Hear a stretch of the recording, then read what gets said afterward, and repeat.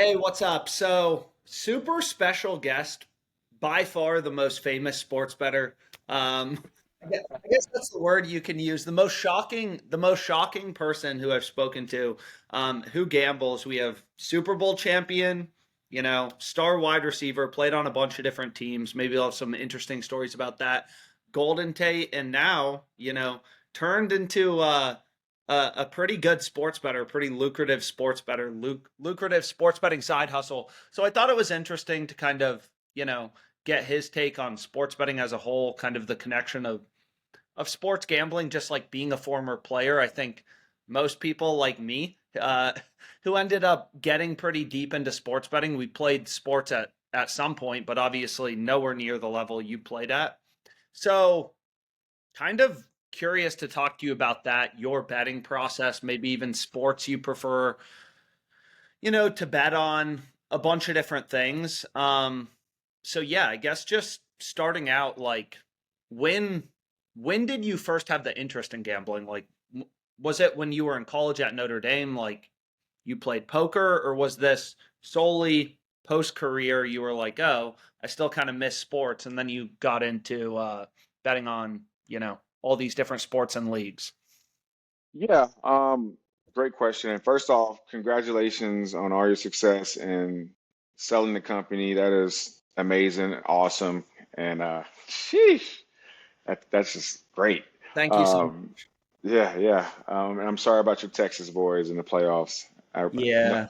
Notre Dame would have much rather played them instead of Ohio State. Yeah, unfortunately I lost money on Notre Dame too, but Yeah, yeah, they looked same. great. First possession, I was like, this may Strong, man. the ball, Riley may just cook, but obviously did not end up happening. So No, dude, I went to the game, which I don't know if you guys have been to the Atlanta Mercedes-Benz Stadium. That stadium is crazy awesome. Like it was amazing. The Jumbotron goes in like a big circle, and so it's like a 360 Jumbotron, which was awesome. So you didn't even have to watch the actual game, but kind of to your point, man, that first drive, I was like, okay, this is going to be a great game because our game plan is solid.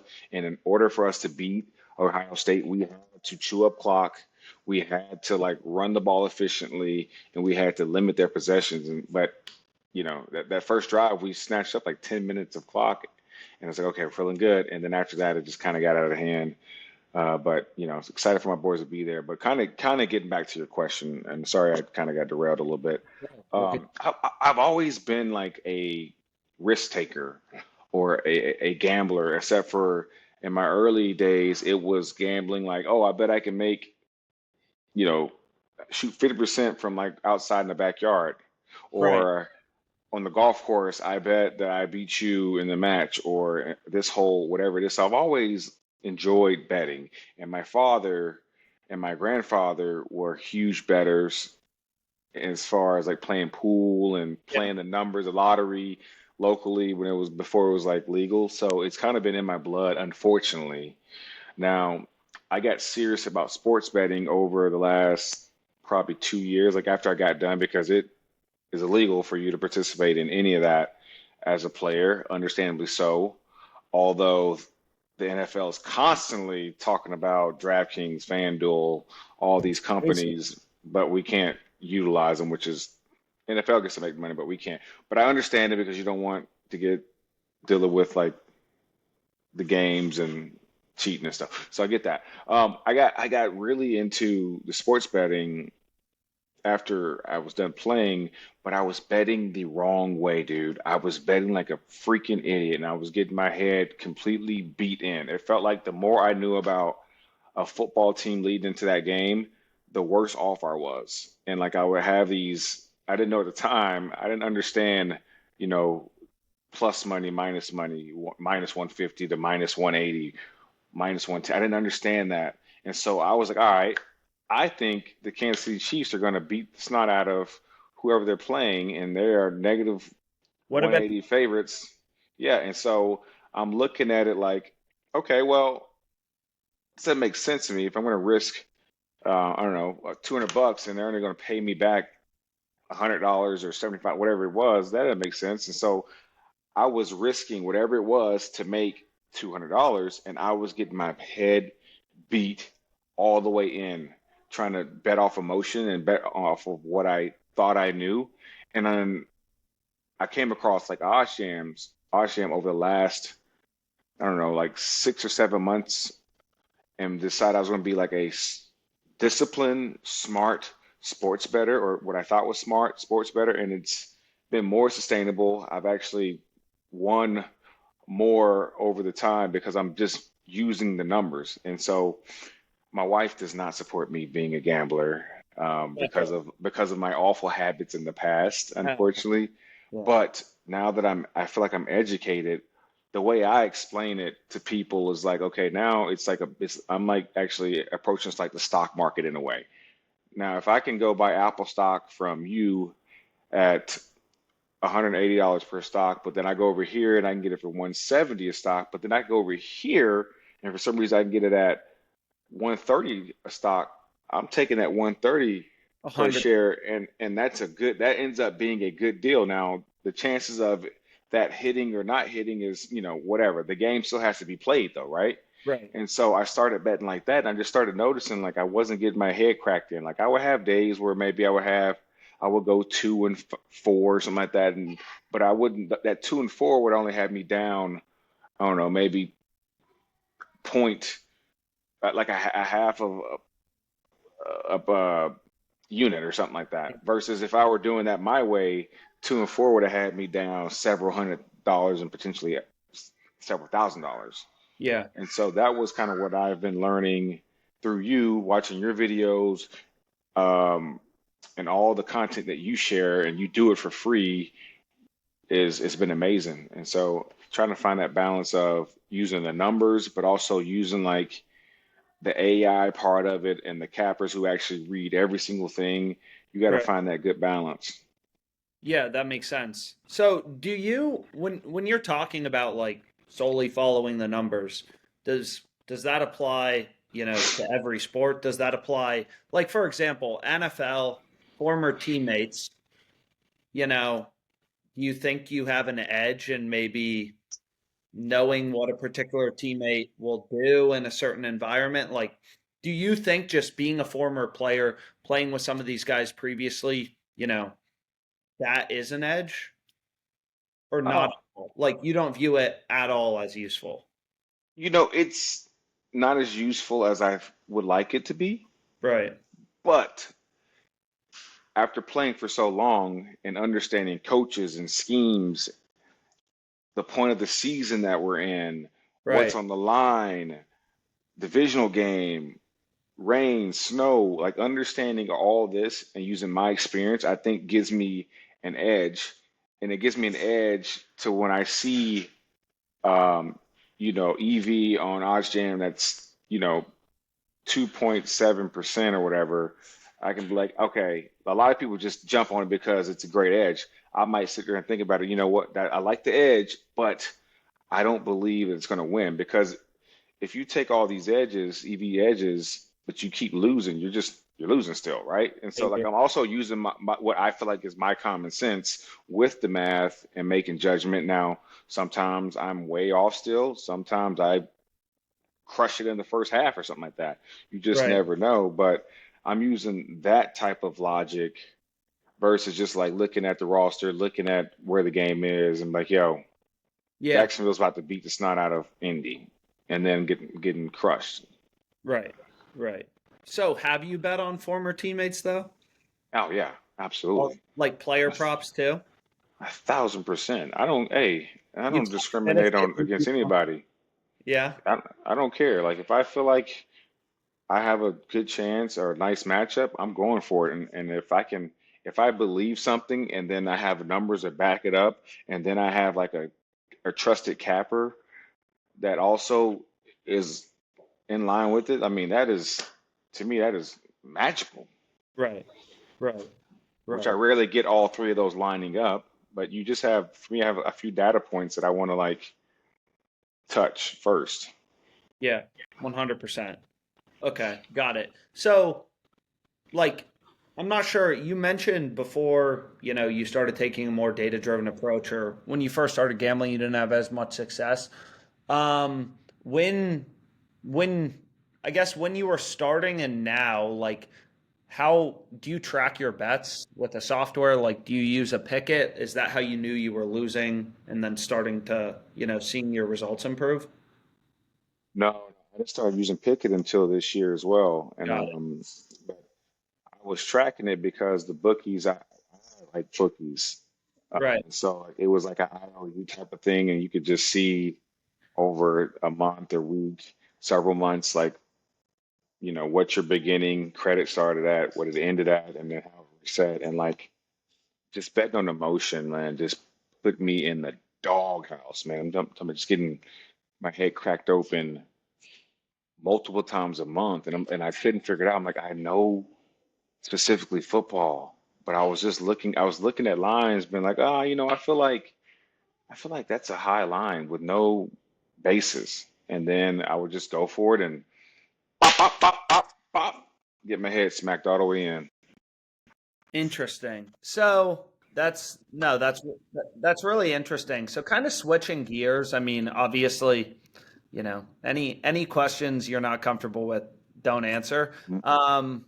But what, like, I guess just being a former player and seeing a lot of news recently, mainly in the NBA. NFL seems to have more scandals with massage therapists. According to the news today, NBA is more like illegally betting. Like, I mean, do you like what percent, how many of the guys in the league do you think are gambling?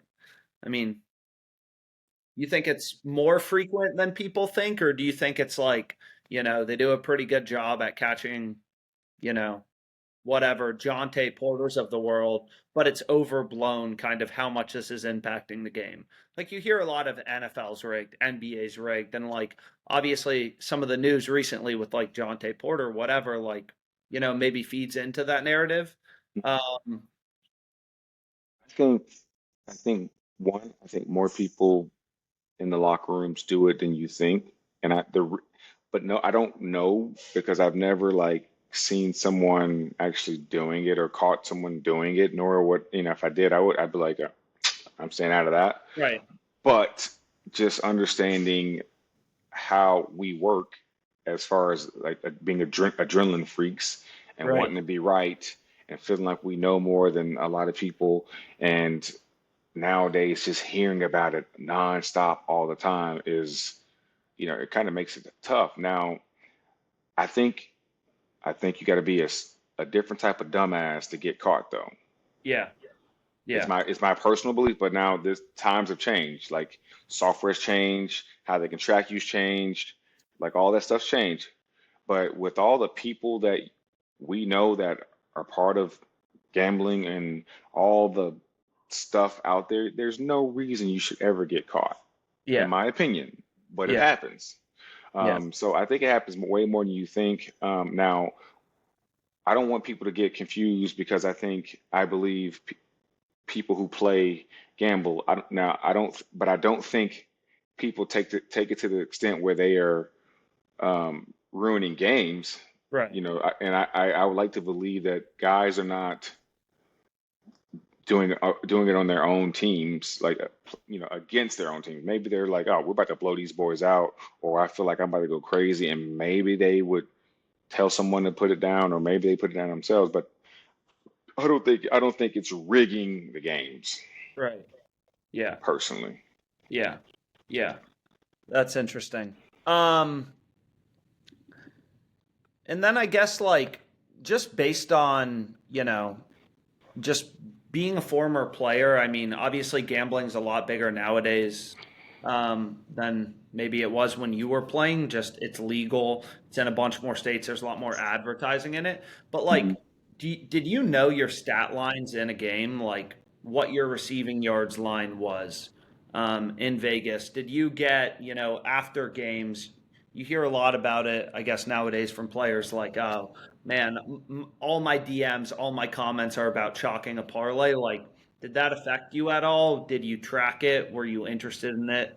When you were playing, or you had no No, idea what your yards line was set at in the game? no, I had no clue what my lines were set at, and really just never even cared. More so when I was playing, it was more about fantasy football type Yeah. stuff. And people, needed me to get X amount of yards to beat their opponent for a championship or to get in the playoffs. And so those things I would kind of hear about, like I needed you just to catch one pass for 7 yards and I beat my opponent or whatever it was like that. But I never really knew any of my over under lines, or I would, if anything, I would know what the spread was for the game Right. So you knew if you because were favored or not. right, which didn't take, I could do that. I could know who's favorite to without even like looking at any numbers. Just knowing where I'm playing, what the record is, the personnel, I could be like, yeah, I bet we're underdogs or we should be favorites. I knew that. Got it. Yeah. So I guess getting, kind of last thing. I know you're a busy guy. You got kids, and obviously appreciate your time so much again. Is just kind of curious, like Super Bowl. Chiefs are very slight favorites, pretty similar to what they were against the Bills. You know, non. What are you kind of interested? I mean, are you going to the game, and then regardless of if you're going to the game or not, like, are there any things you think, who do you think you're going to bet on? Also, what's your unit size, if you don't mind me asking? I mean, you had a super successful career in the NFL. Like, I, from my understanding, you use a bunch of sports books. On some books, you're limited. Like, how much action do you try to get down, or is it just kind of as much as possible? I kind of settled down a little bit as of lately just because it was consuming so much of my time and so much of my day, and it was taken away from like the time I was spending with my kids because I'm sitting there Yeah. like studying lines. Like I full sentence, like I'm like looking at lines all day, trying to find an edge all day, waking up first thing I do in the morning. So I pushed back and stopped and reeled it in a little bit because it was becoming a problem. Um, but if I'm talking about like the game coming up, man, this was a tough one because I think Philadelphia has a lot of talent, and they're going to be pissed off and angry from when they lost to the Chiefs a few years ago. Or didn't they lose to them a few years ago? Yeah. Yeah. I remember super high scoring game, right? Jalen Hurts, Mahomes. Yeah, I yeah, think okay. that was this 2 years ago. Yeah, okay, yeah, because I remember they won it one year, but okay, so yeah. But then at the same time, man, look, I thought last year the 49ers were a better team Right. than the Chiefs. I did, and I thought, man, with their defense, the personnel, the players they have, hey, they're going to win. The 49ers are going to win. But at the same time, Patrick Mahomes, Travis Kelce, Andy Reid, if you let them, I don't care what the score is, you let them stick around long enough, they going to just slide in there at a optimal time and take the game from you. Right. And it's just how it is. And like there's these wacky stats that I can't remember who was talking about it, but like Patrick Mahomes in the playoffs, and I gotta go find it, but he like the stat that he read off was like my mouth dropped, like, oh my gosh, dude. Like One he's possession definitely, or something I heard. yeah, it was something like that. 1-1, it's insane numbers. Like incredible. And when Tom Brady like retired, I was like, okay, there won't be anyone to do that does what Tom Brady, Bill Belichick did for a long time. And if it does happen, like the stars will have to align. And what we're seeing right now is nothing shy of amazing. Like you got Andy Reid, who is a Hall of Fame coach and wins wherever he is, right? Right. One in Philadelphia. Did he also coach Seattle for a little bit? No, that was homeroom. One in Philly, has been winning in Kansas City, and then you throw in Patrick Mahomes, multi-year MVP, in a way still entering his prime. You Yeah. throw in Kelsey, who could have he could Kelsey he's still great. He is a great receiver, tight end, whatever you want to call him. Right. But I don't care if Travis Kelsey had a broken leg all season and showed up and played the playoffs. Travis Kelsey is going to show up and make plays. and Right. he gonna get you a tutty. He gonna get you. He dang near gonna hit his over on yards every single time because he is just a gamer. He just has that it factor, and then you just throw in like how Worthy's been playing. You got someone stretching the field. You got Hollywood Brown. This is my youngest Isaiah. Say hello. Isaiah. Hey. Yeah. My next little football player. Yeah. Yeah. Um, Baseball player. or baseball or golf or pickleball, whatever, something. But long story short is like, man, it's hard to bet against Mahomes. It's Yeah. nearly impossible to do it, and with so much on the line of them, like going into the history books as a three-peat in NFL football, and like the ultimate team sport to go to the Super Bowl and win it 3 years straight is Easy. one of the hardest things in the world. It's the hardest things in the world, and I'll tell you why. Because one, no team is ever going to be the same. Year after year, the team is never going to be the same. So you're building pieces. You don't know what the intangibles are going to be of injuries and trades and good luck and bad luck. And for them to find a way to do it 2 years in a row already and be there again for a third year is like mind blowing. And like, I Right. think we all will probably agree that no one thought Kansas City was one of the best, like the best team going into the playoffs. They've, in my mind, they've kind of been Not at all. an average, what were they, 15-2 or something like that, or 14-3, but they peak at the right time. And so Right. I just can't bet against them. I just can't. I'd rather not even bet than bet against them. Okay. Did you think the game versus the Bills, did you think that was a fair game?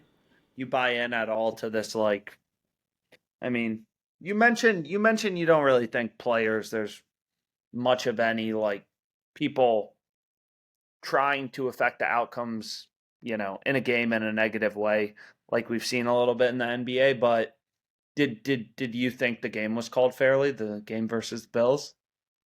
Man, I feel like this is a common theme, and I don't know if it's just me trying to make an excuse for why they're great or if it's, a tendency, but I will say this. You go back and look at a lot of the games that they played, and they get away with some things that people typically don't get away with. But I don't want to take away from like what they're Sure. doing. They're still a great team with great players, but it's almost, it's every time that we turn on the game and watch the Chiefs, all of us are looking like how the rest going to affect the game, Right. and so we have a hypersensitive eye for it. Now, Right. these same calls are probably happening all throughout, or missed calls are happening all throughout the league, but we probably Right. don't notice them because we're not sitting there like looking for it and waiting for it to happen. So, you know, it's hard because these are still people refereeing the game. 100%. So it's tough. It's tough because I see these missed calls. I'm like, yeah, you missed that one, and it Right. it it seems and appears to keep happening in the Chiefs' favor for some reason. But I do remember when I was playing with Seattle, I felt like the same things kept happening with New England. I felt like they kept getting the calls, or they kept getting the no calls, and you know they're just under a microscope because they're great, and we're looking for an excuse Right. to discredit their greatness, I guess. That makes sense. So I guess last two kind of short questions. One, what is the most random sport you've bet on? Number two, like, are you solely mainly doing straight bets? You parlay things together, and which books are you having the most success on? Uh, I The weirdest one I probably have gotten involved with was like Korean baseball. KBO. Yeah, I'm kind of. I think my win percentage is actually pretty good. I'm probably like, I don't know, 3-1 or something like that. I don't do it very often unless I see an Yeah. edge or something like that. And then, what was the other part of that question? Like, do you have a crazy parlay you've hit or something? Um, I've hit like one or two like five leggers or something like that, and I've missed like a yeah, yeah, I've missed a billion by one, Yeah, typically and how it goes. Yeah. yeah, or by a half of a yard or something crazy. And as far as the books, man, I really love if you hit FanDuel at the right time, gettable. Hard Rock, very gettable. Yep. Um, and these are all places I learned from you too. Like just it's all about getting on at the right time, seeing the edges, get them in quickly. Um, let's see. Those two are probably I've had the most. DraftKings I've done pretty well on as well. And then that's kind of the main three I've had some success with. But at the end of the day, I had probably 10, 11 books. I had MGM, I had Caesars, I had Hard Rock, I had FanDuel, I had Fanatics. Fanatics I got limited really quickly on. Um, And that was another one that you can get for about a week and then they limit you real quick. Let's see, Bovada, Bet Us, My Bookie, Prize Picks, Underdog, Better. Like I went full send on it, and I was trying to like create an edge however I could, and I have actually taught people that like you. I remember my first conversation. I was like, "Is it hard?" And he was like, "No," and I yeah, was like, "I don't understand how it's not hard." And then I started just learning more and more. And I was like, "Dude, all it is numbers. All it yeah, is numbers." yeah. Numbers and a ton of books. Yeah, and the more books, the better. And I like teach my buddies who are involved in gambling because I have some buddies who are just, I mean, just completely degenerate. I'm talking about, oh, that team, I like that team's colors, so I'm going with them today. I'm like, what? And I'm talking about, it's not like $5, $10 bet. It's like 10 to $15,000 bets. Entertainment. Yeah. And I'm like, dude, what is wrong with you? Like, I was like, why don't you just give me 20 grand and let me just, I guarantee you I'll have you at 40 grand in a month Yeah. instead of you just like picking off of like, Jerseys. Yeah. I mean, it is ridiculous. And so like, I've been trying to just teach my buddies that, and you know, I think it's kind of worked. Amazing. Hmm. Amazing. Well, again, yeah, thanks so much for hopping on. So it sounds like you're gonna be a Chiefs supporter in the Super Bowl. Maybe get some down on them. Hmm. But yeah, again, thanks so much. You know, and yeah, I appreciate it a lot. My pleasure, man. And shoot, congrats to you as well, man. That's awesome. You worked hard to earn every bit of it, and I'm happy to see you being successful. Yeah, thank you.